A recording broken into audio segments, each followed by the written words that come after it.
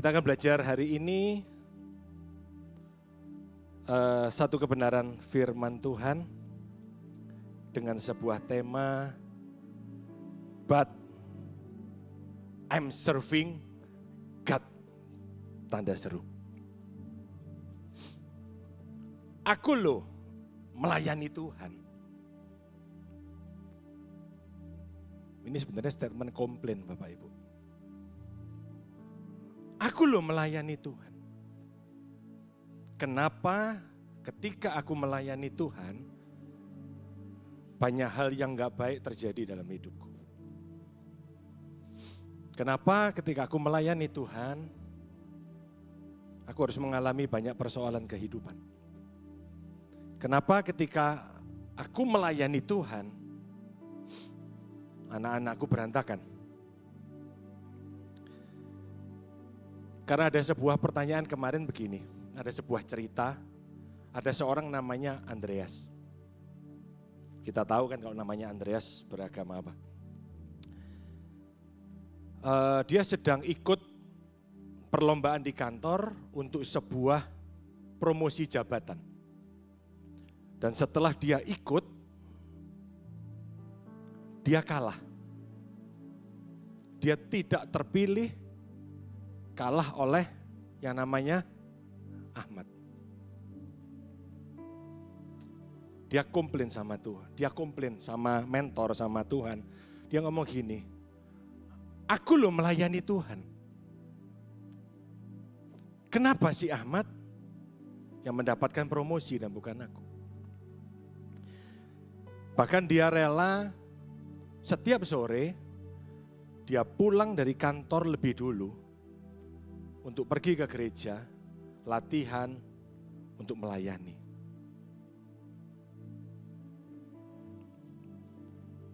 Berminggu-minggu ketika perlombaan untuk jabatan yang baru itu diadakan, dia sangat-sangat beri hidupnya untuk Tuhan. Dia datang ke gereja setiap sore, dia izin dari kantor, dia datang pelayan, dia datang untuk latihan pelayanan. Setiap hari seperti itu. Kemudian ketika dia kalah, dia bertanya-tanya, loh, apa yang salah dari hidupku? Ketika aku sudah melayani Tuhan dengan sepenuh hatiku. Kita akan belajar hari ini. But I'm serving God. Aku loh melayani Tuhan. Kalimat itu terdengar sangat rohani. Tapi coba kita tanya lebih dalam hari ini pada masing-masing pribadi. Apakah semua yang kita sebut pelayanan otomatis merupakan sesuatu yang Tuhan kehendaki? Apakah dengan begitu sibuk melayani Tuhan, tapi kita nggak sadar kita justru sering abai terhadap sesuatu yang Tuhan harusnya percayakan dalam hidup kita. Kita sering berpikir begini, pelayanan itu gereja. Kalau kita ngomong pelayanan, ya berarti di gereja kita pelayanan. Multimedia, pembicara, PW, musik, asyir, dan lain sebagainya. Kita selalu berpikir bahwa pelayanan itu ya segala sesuatu yang ada di gereja. Kalau rumah itu kehidupan pribadi. Kalau kantor itu pekerjaan. Kalau bisnis itu cari uang. Nah, kita mau belajar satu hal malam hari ini. Roma 12 ayat 1. Yuk kita baca bersama-sama Bapak Ibu. 2, 3. Kemurahan Allah, aku menasehatkan kamu.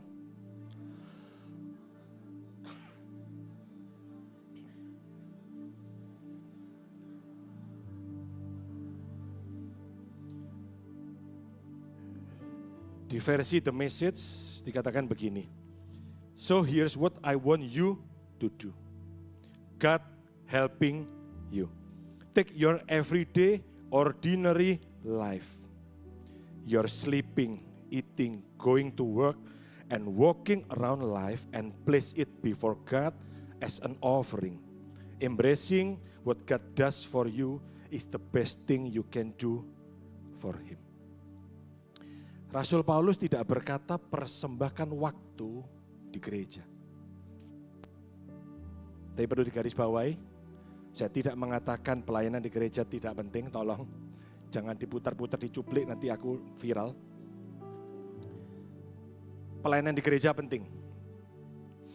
Tapi Rasul Paulus tidak berkata persembahkan waktumu di gereja. Coba yang versi Indonesianya tadi. Mempersembahkan tubuhmu sebagai persembahan yang hidup, kudus, dan berkenan. Artinya apa? Seluruh kehidupan kita, Bapak Ibu. Pikiran kita, tubuh kita, pekerjaan kita, keluarga kita, bisnis kita, uang kita, waktu kita, talenta yang kita punya, relasi kita masa depan. Kenapa? Karena itu seluruh kehidupan kita. Itu loh artinya mempersembahkan tubuh. Bukan cuma sekedar 2 jam di gereja. Dan kalau kita perhatikan, ada satu hal yang keren. Roma 12 ayat 1 ini. Ayat pembuka, tapi kata-katanya begini, karena itu. Kalau menurut Bapak Ibu, apakah ini sebuah kalimat pembuka yang normal? Enggak. Kalimat karena itu berarti ada penyebab di belakangnya yang membuat akhirnya muncul kata karena itu. Nah, kita mau belajar. Rasul Paulus ternyata baru saja menjelaskan dari pasal 1 sampai pasal 11. Tepat sebelum kalimat karena itu, Rasul Paulus sedang menjelaskan bahwa tentang kemurahan Allah. Yang pertama, manusia berdosa. Yang kedua, manusia tidak mampu menyelamatkan dirinya sendiri. Bahkan manusia tidak bisa berhenti menjadi dosa hanya karena tidak berbuat dosa. Tapi manusia butuh Kristus yang mati bagi kita. Hidup kita dibenarkan oleh iman.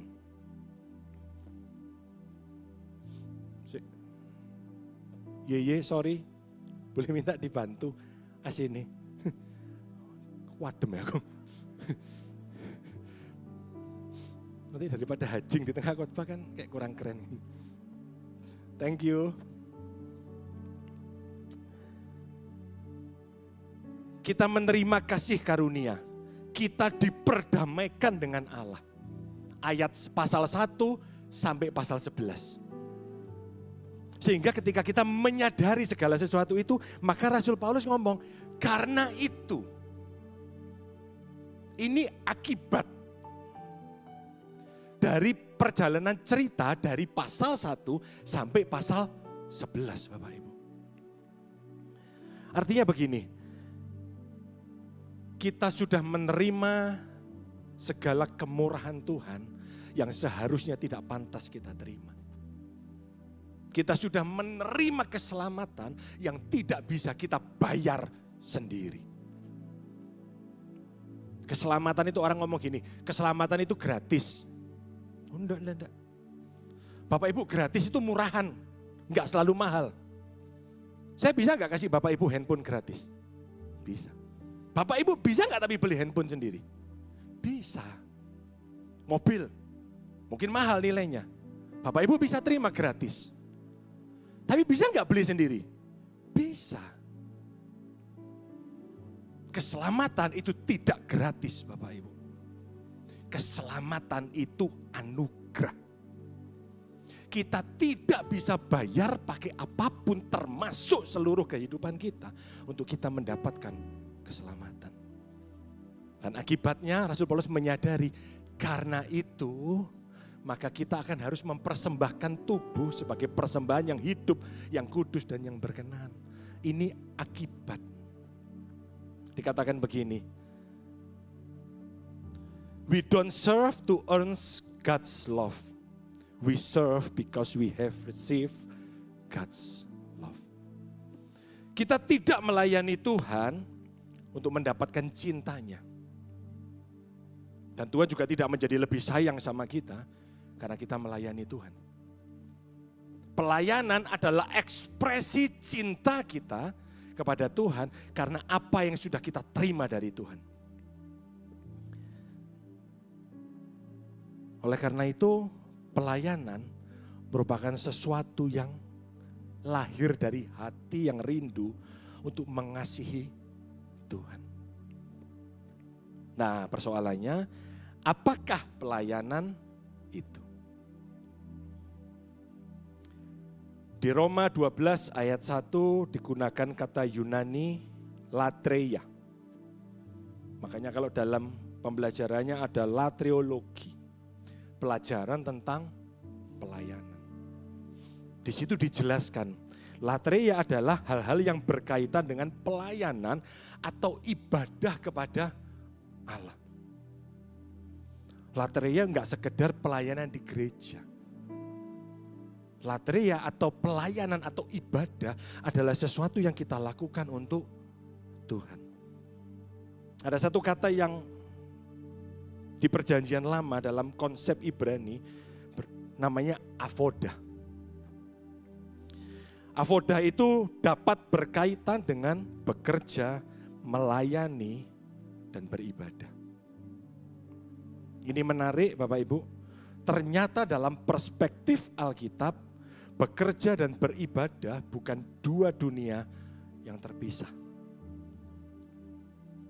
Banyak orang berpikir bahwa kalau beribadah ya beribadah, bekerja ya bekerja. Tuhan di hari Minggu, Senin sampai Sabtu, urusanku. Ini yang bahaya. Alkitab mencatat bahwa perspektif ibadah dan bekerja itu tidak terpisahkan. Maka saya tulis beberapa contoh. Seorang ayah yang bekerja keras menghidupi keluarganya dengan jujur, itu pelayanan. Itu avoda. Seorang ibu yang mendidik anaknya dalam takut akan Tuhan, itu juga ibadah Bapak Ibu. Seorang pengusaha yang memperlakukan karyawannya dengan adil, itu juga ibadah. Seorang karyawan yang bekerja dengan integritas, itu juga pelayanan. Seorang mahasiswa atau siswa yang belajar dengan sungguh-sungguh, itu juga pelayanan. Seseorang yang melayani di gereja, itu juga pelayanan. Jadi pertanyaannya bukan apakah aku sudah melayani Tuhan di gereja. Coba pertanyaannya dirubah malam hari ini, apakah seluruh hidup yang saya jalani hari ini adalah pelayanan saya kepada Tuhan?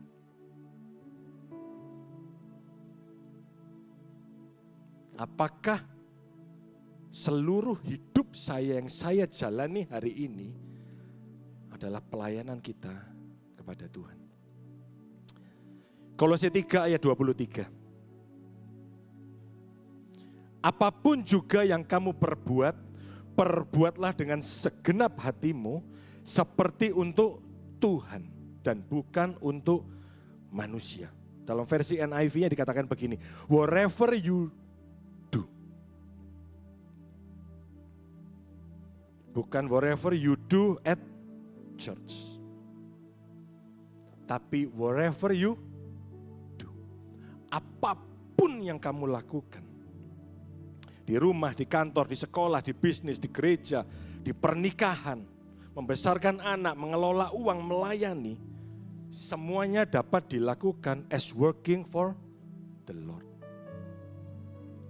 Inilah avoda Bapak Ibu. Ini loh pelayanan. marilah kita malam hari ini kita berhenti mengkotak-kotakkan pelayanan. Itu sesuatu yang kita lakukan di gereja. Kita harus sadar setiap langkah kehidupan kita, tadi dari versi The Message dikatakan apa? Makan, minum, tidur, hal-hal sehari-hari itu persembahkan kepada Tuhan, karena itulah ibadahmu yang sejati. Orang bisa pakai topeng Bapak Ibu di gereja. Orang bisa berpura-pura di gereja. Orang bisa tampak suci dan kudus di gereja. Tapi kalau mau tahu karakter seseorang apakah sudah bertumbuh dalam karakter Kristus, cek di rumah. Tanya sama istri dan suaminya. Tanya sama anak-anaknya, pembantunya, karyawannya. Kita akan tahu apakah benar seseorang sudah benar-benar melayani Tuhan. Pelayanan sangat penting buat kehidupan kita. Pelayanan itu adalah buah dari cinta Tuhan kepada kita. Akhirnya kita mulai terus melakukan sesuatu untuk Tuhan. Tapi persoalannya, ternyata dalam hidup ini ada yang namanya skala prioritas yang keliru atau salah. Bapak Ibu, sadar gak sih urutan itu penting? Bapak Ibu kalau buat mobil, Bapak Ibu lihat produksi mobil itu kan selalu dirangkai dulu part di dalamnya.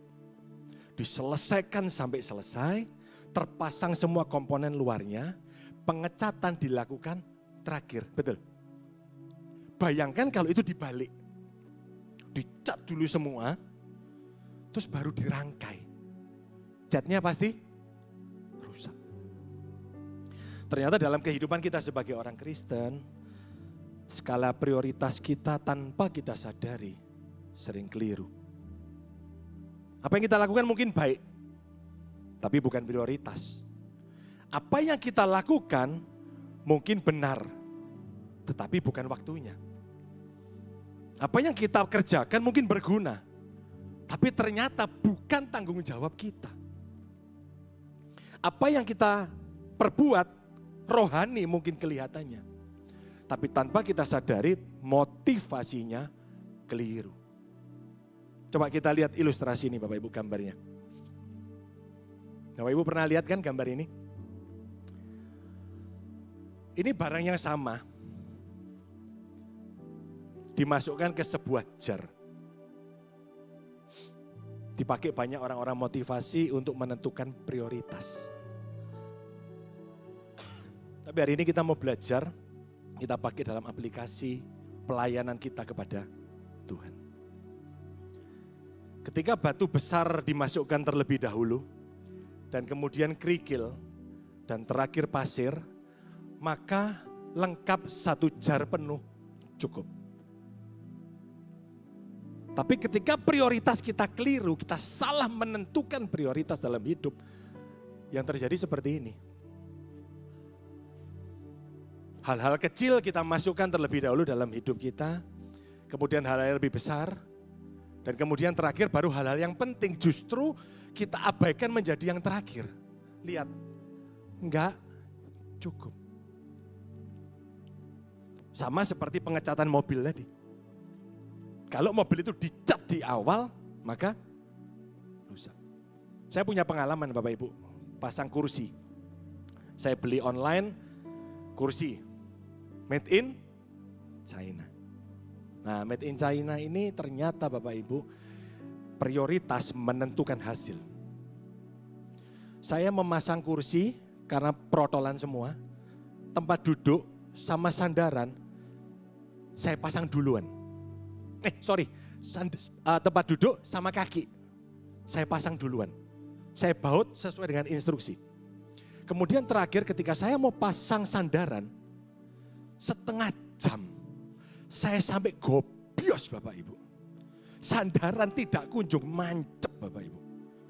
Gak bisa dibuka, itu gak bisa masuk, gak bisa pas. Sampai akhirnya kembali saya iseng, iki cek bodoh nih sih masang kursi ini kok gak iso sih aku. Saya buka lagi panduannya. ternyata di situ ada urutannya. Ternyata kaki itu harusnya terakhir. Kenapa? Karena kakinya itu lebih elastis Bapak Ibu. Sandaran kalau sudah keganjel kaki dia sudah buka, nggak bisa masuk sandaran itu. Jika akhirnya saya copot lagi, saya bongkar, saya pasang sandarannya dulu, terus kemudian saya pasang kaki, jadi 5 menit Bapak Ibu. The right things in the wrong order can still produce the wrong result. Hal-hal yang benar dalam urutan yang salah tetap dapat menghasilkan kehidupan yang salah. Keluarga itu benar, pekerjaan itu benar, pelayanan itu benar, istirahat itu benar, persahabatan itu benar. Tetapi ternyata kita perlu menempatkan pada urutan prioritas yang benar. Yang pertama, prioritas pertama dalam hidup kita. Kita cek batu besarnya. Yang pertama adalah Tuhan. Mohon maaf untuk para pelayan. Tuhan bukan pelayanan. Sekali lagi, Tuhan bukan pelayanan. Tuhan adalah pribadi. Ketika kita mengutamakan Tuhan, Matius 6 ayat 33. Tetapi carilah dahulu kerajaan Allah dan kebenarannya. Maka, haji lakanya orang Kristen kalau membaca suka di sini. Maka semuanya akan ditambahkan. Seakan-akan mencari kerajaan Allah adalah magic atau mantra khusus. Supaya ketika kita mencari kebenaran, maka apapun yang kita mau diberikan kepada kita. Berhati-hati Bapak Ibu. Baca ayat dalam konteks yang benar. Carilah dahulu kerajaan Allah. Artinya begini, jangan cuma menjadikan Tuhan nomor 1 dalam daftar. Tetapi Tuhan adalah pusat dari segalanya. Biar Tuhan yang menentukan bagaimana saya memperlakukan keluarga. Biar Tuhan yang menentukan bagaimana saya bekerja. Biar Tuhan yang menentukan bagaimana saya menggunakan uang. Biar Tuhan yang menentukan bagaimana saya melayani. Tuh, bagaimana kita menggunakan waktu kita. Bukan Tuhan yang menjadi sebagian hidup kita, tapi Dia menjadi seluruh kehidupan kita.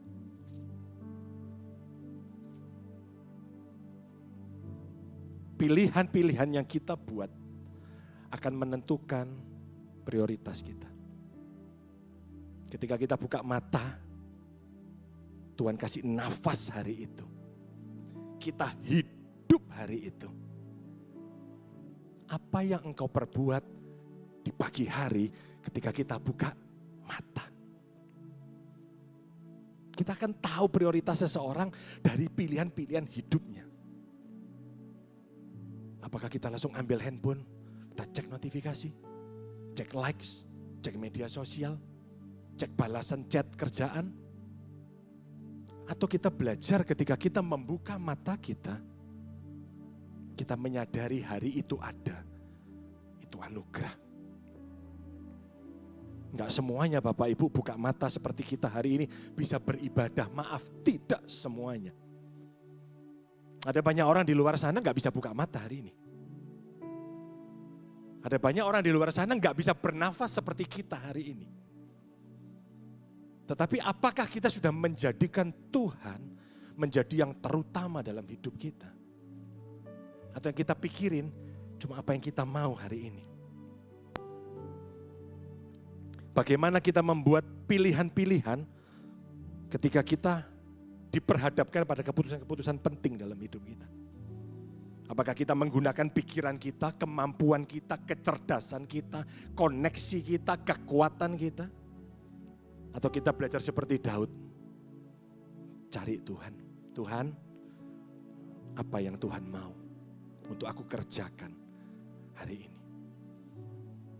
Tuhan, apa yang aku harus putuskan hari ini dalam pekerjaanku? Atau kita merasa, Tuhan hari Minggu, sip, wis aman, iki bagianku sekarang. Aku pakar di sini. Aku jago di sini. Ini bidangku puluhan tahun.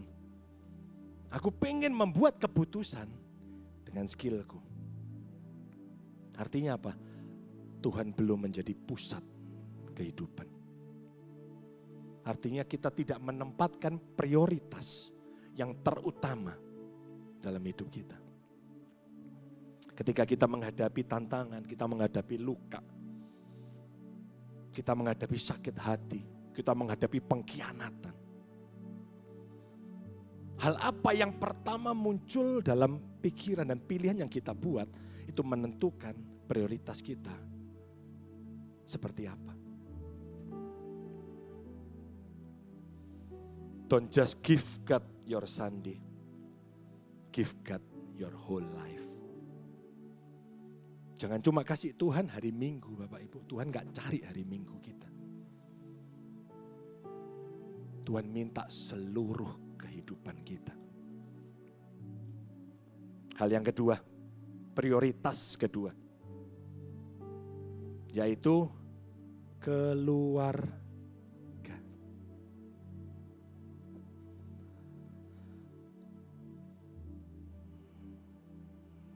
Keluarga itu kadang bisa jadi sesuatu yang dianggap penghalang pelayanan, Bapak Ibu. 1 Timotius 5 ayat 8. Tetapi jika ada seorang yang tidak memeliharakan sanak saudaranya, apalagi seisi rumahnya, orang itu murtad dan lebih buruk dari seorang yang tidak beriman. Ini saya ambil dari Alkitab, Bapak Ibu, bukan dari kitab saya. Saya tidak membuat kitab. Tapi dikatakan begini, tidak memelihara, memperhatikan sanak saudara, apalagi seisi rumahnya, orang itu lebih buruk dari orang yang tidak beriman. Efesus 6 ayat 4. Dan kamu bapak-bapak, janganlah bangkitkan amarah di dalam hati anak-anakmu, tetapi didiklah mereka di dalam ajaran dan nasihat Tuhan. Saya punya teman yang lalu berantakan, hidupnya kacau. Ya waktu itu sama-sama saya, karena berteman sama saya. Dan aku tanya, tapi yang saya heran waktu itu kan papa saya bukan pendeta dong. Papa saya bahkan kepercayaan lain. Lah hebatnya teman saya ini anak pendeta. Anak hamba Tuhan. Senin sampai Minggu ada di gereja. Papa mamanya. Lalu saya tanya, bro, kamu gila papa mamamu pendeta sih? Hidupnya di gereja. Lu kok hidupmu ini pada mbak aku ini apa? Dan dia jawab, percuma. Papaku itu pendeta, kalau ngomong di gereja. Sampai di rumah, aku milih ketemu setan dibanding ketemu papaku. Papaku tidak pernah ada ketika aku membutuhkannya. Setiap kali aku menceritakan apa yang aku alami hari ini, papa mama selalu ngomong gini, duh masalah apa sih kon niku? Sik cilik masalah ngono-ngono lah, wis gak usah gede-gede lah. Masalah anak-anak itu dianggap remeh, Bapak Ibu. Akhirnya apa? Anak-anak banyak yang kecewa dengan orang tua yang hidupnya sibuk pelayanan. Berhati-hati Bapak Ibu. Dikatakan di Efesus tadi, didiklah mereka dalam ajaran dan nasihat Tuhan.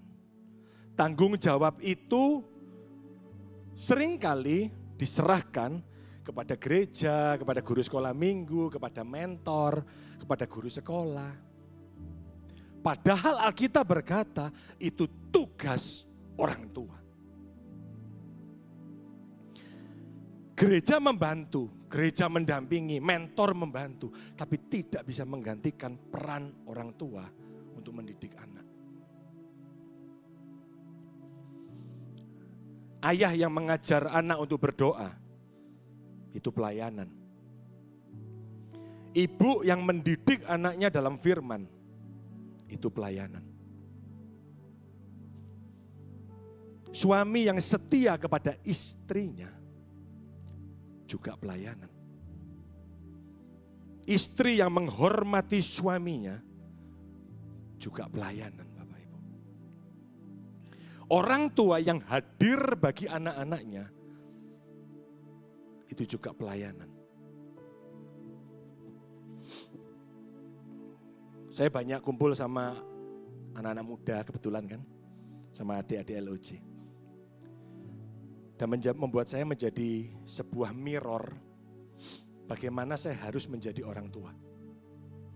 Karena ternyata anak-anak itu perlu didengarkan, Bapak Ibu. Anak-anak itu tidak mendengar sebagian besar perkataan kita, tapi mereka sebagian besar memperhatikan apa yang kita lakukan di rumah. Survei Lifeway and Barna Group terhadap anak-anak muda yang tidak mau lagi ke gereja. 32% mengatakan karena mereka melihat orang Kristen itu munafik dan suka menghakimi. Yang kedua, anak-anak muda membutuhkan pribadi yang mengenal kita, berjalan bersama kita, menegur kita, mendoakan kita, dan hadir ketika hidup mereka berantakan.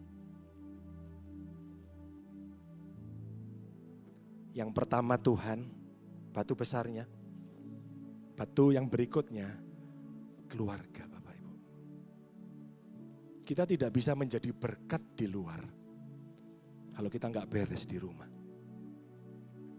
Kita bisa tampak rohani, tapi kita nggak akan bisa menutupi buahnya. Anak itu hasil dari orang tua. Jadi jangan, ada banyak teman ngomong gini, duh anakku gitu, nuakali, narkobaan, mabuk, hidupnya tidak karu-karuan. Tapi mereka lupa bertanya sama diri mereka.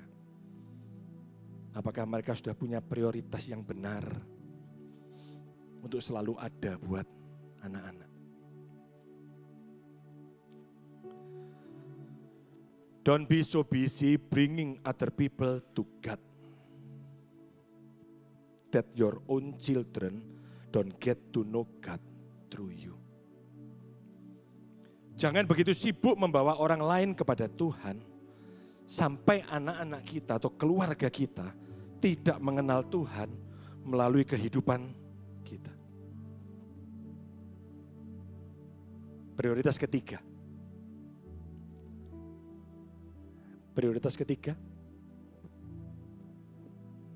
pekerjaan.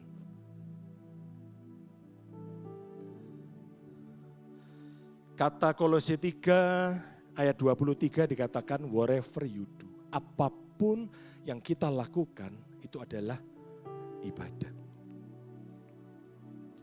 Bekerja dengan jujur adalah pelayanan. Membayar karyawan tepat waktu, pelayanan. Tidak menipu pelanggan, pelayanan. Menepati janji, pelayanan. Bekerja keras ketika tidak ada yang mengawasi, pelayanan Bapak Ibu. Karena Tuhan bukan hanya Tuhan yang hadir di gereja. Dialah Immanuel Bapak Ibu.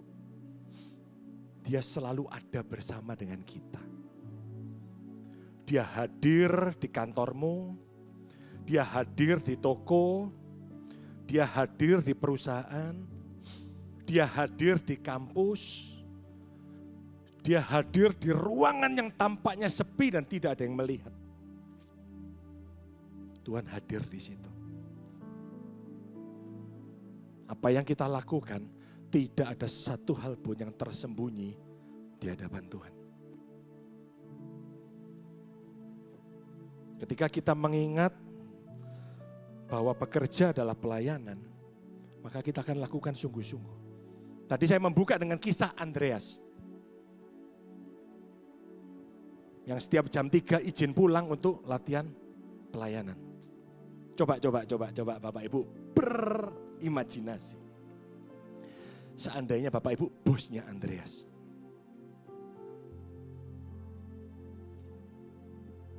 Mohon maaf, yang Ahmad biasanya izin 1 minggu 1 kali Bapak Ibu. Di jam makan siang, hari Jumat. Betul? Sing namanya Andreas, Senin sampai Jumat, izin latihan. Kalau Bapak Ibu bosnya kira-kira, Bapak Ibu kasih promosi gak sih? Dia pelayanan loh, Bapak Ibu bosnya Kristen. Ngelihat nih anak pelayanan terus. Kira-kira Bapak Ibu kasih promosi enggak? Nek aku tak saduk Bapak Ibu. Aku bayar kon podo iki. Senin sampai Jumat izin terus saya pelayanan. Gerejamu gak ada wong liya ta?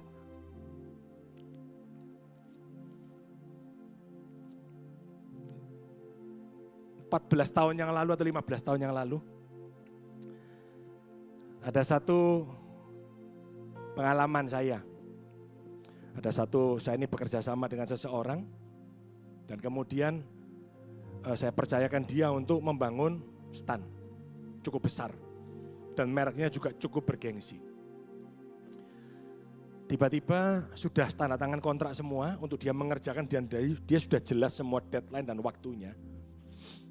Tiba-tiba saya telepon nggak bisa. DP ku wis masuk iki rek. Iki apa kok nggak dikerjakan? Sampai malam tak telepon nggak bisa Bapak Ibu. Tiba-tiba jam 10 malam dia telepon saya balik. Apa aku? Loh, kok balik bisa? Apa? Loh, saya ini sudah bayar kamu DP untuk bekerja, untuk mengerjakan stan. Loh, ayo kerjaan no. Oh sik kok. Aku doa disuruh Tuhan kok. Ini wis ketemu nabi-nabi iki.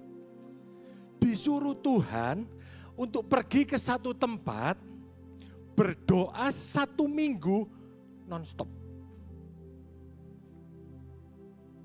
Waktu pekerjaannya 10 hari Bapak Ibu. Kerjaan saya tadi. Tahu hasilnya Bapak Ibu? Mujizat Tuhan terjadi. Kerjaanku hancur Bapak Ibu. Stan yang harusnya jadi dalam 10 hari, Bapak Ibu bisa bayangkan dikerjakan hanya dalam waktu 3 hari. Saya dimaki-maki klien. Karena teman saya tadi dengar suara Tuhan. Nah ini loh Bapak Ibu yang sering kali membuat kita orang Kristen jadi batu sandungan. Karena memisah-misahkan antara pekerjaan dan pelayanan. Padahal pekerjaan adalah pelayanan.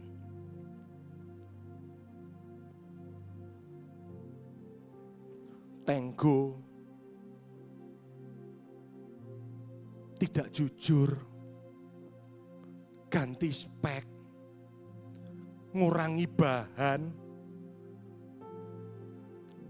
harusnya 1 meter dibangun 60 cm. Duitnya banyak, maju di gereja, puji Tuhan. Berkat Tuhan itu luar biasa Bapak Ibu, yang tidak saya pikirkan. Dikirimkan Tuhan dengan cara yang ajaib Bapak Ibu. 40 cm kali sekian ratus meter, ikut Tuhan lumayan Bapak Ibu. Tapi diceritakan sebagai kesaksian loh Bapak Ibu. Hasil curang. Sekali lagi please stop. Tuhan tidak tambah dipermuliakan dengan kecurangan kita dalam pekerjaan. Tuhan tidak semakin dipermuliakan. Ayo, letakkan prioritas yang benar. Tuhan, keluarga, pekerjaan. Yang keempat, pelayanan gereja. Saya tidak menempatkan pelayanan gereja sebagai yang paling rendah, bukan. Ini namanya skala prioritas.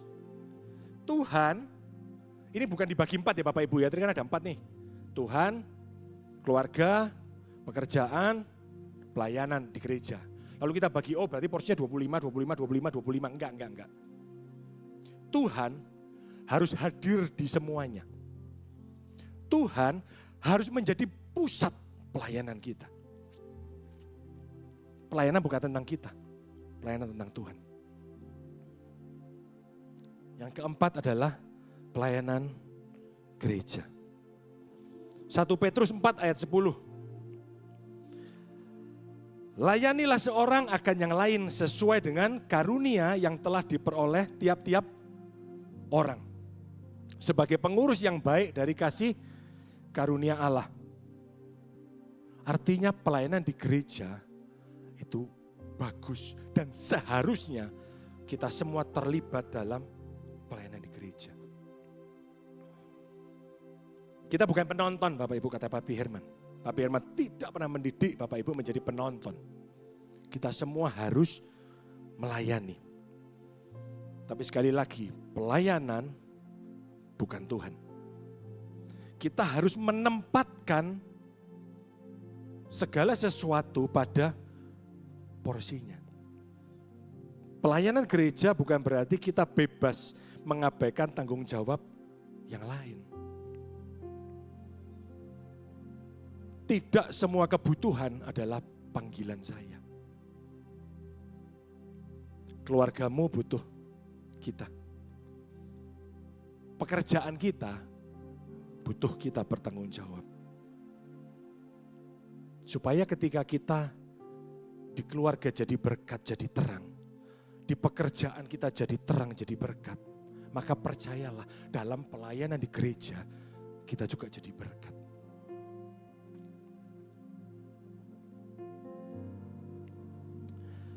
Jangan salah memahami pengorbanan Bapak Ibu. Saya dulu sempat salah. Pokoknya berkorban buat Tuhan. Sampai-sampai saya tidak memperhatikan keluarga. Tuhan tidak pernah meminta kita mengorbankan sesuatu yang justru Ia perintahkan untuk kita jaga. Keluarga itu pemberian Tuhan. Waktu yang kita punya di pagi hari itu pemberian Tuhan. Pekerjaan yang kita kerjakan, atau kalau anak-anak muda kuliah, sekolah, itu juga pemberian Tuhan. Maka bertanggung jawablah. Not every sacrifice is obedience. Tidak semua pengorbanan adalah ketaatan.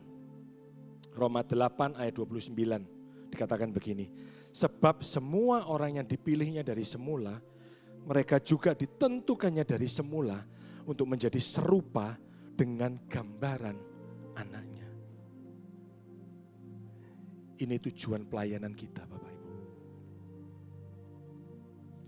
Serupa, segambar dengan anaknya. Supaya anaknya itu menjadi yang sulung di antara banyak saudara. Pertanyaannya malam hari ini sebelum pulang, apakah melalui pelayanan saya semakin menyerupai Kristus? Ketika kita mengutamakan Tuhan, ketika kita mengutamakan keluarga, ketika kita mulai taruh pekerjaan dalam porsi yang benar, ketika kita mulai melayani di gereja, coba tanya, apakah kita cuma sekedar bertambah sibuk? Atau melalui pelayanan, saya menjadi makin menyerupai Kristus? Apakah saya makin mengasihi, makin sabar, makin rendah hati, makin setia, makin jujur, makin mudah mengampuni, makin menguasai diri, makin mengutamakan orang lain? Yohanes 15 ayat 8, dalam hal inilah Bapakku dipermuliakan, yaitu jika kamu berbuah banyak, dan dengan demikian kamu adalah murid-muridku.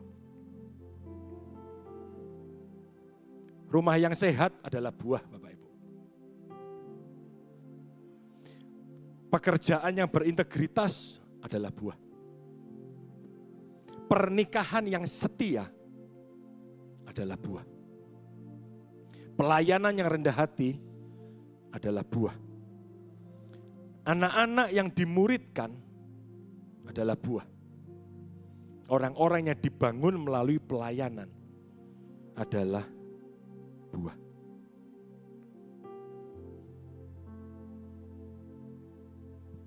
Am I serving God?